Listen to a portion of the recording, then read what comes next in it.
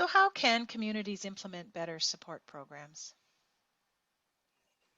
Well, I think I'm going to interpret that support programs a bit more broadly in terms of also policies. So, I mean, I think municipal governments, provincial governments could actually embrace a right to housing and and I think need to start to look at how available and affordable is housing within the community, and that's got to be kind of ground zero. And then in terms of support programs, I think this is where individual plans of care become very important.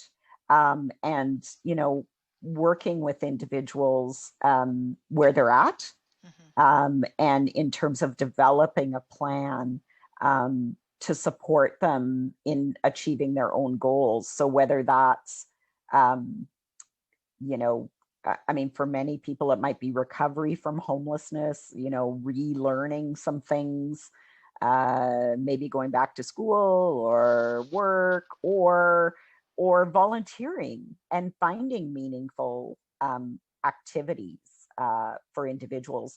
I think we tend to medicalize things a lot, as opposed to having programs that address, I'm in public health, so I think about it from a public health lens. So I think about what are the determinants of health? Well, as I was just mentioning, having housing, having Mm-hmm. food, having a community, building community, the community building aspect, all of those are really important to people, because we know from some of the research that the reason why people often camp together, camp in groups, is because they're building community. Mm-hmm.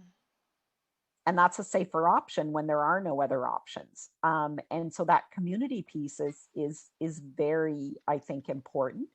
And I think it's as important. I mean, it's basic to mental health. Mm-hmm. Um, and I think that in addition to that, some of the harm reduction interventions are very important. Not expecting that people will stop using substances. Most of us don't. 80% of the Canadian population uses some type of substance.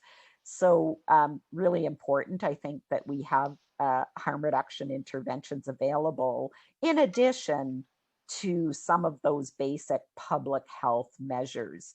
And I'm not sure if this is happening in other places, but I think sometimes people leap to kind of wanting to diagnose and medicalize, and there's a place for that, but I think we need to be sure the basic determinants are in place first.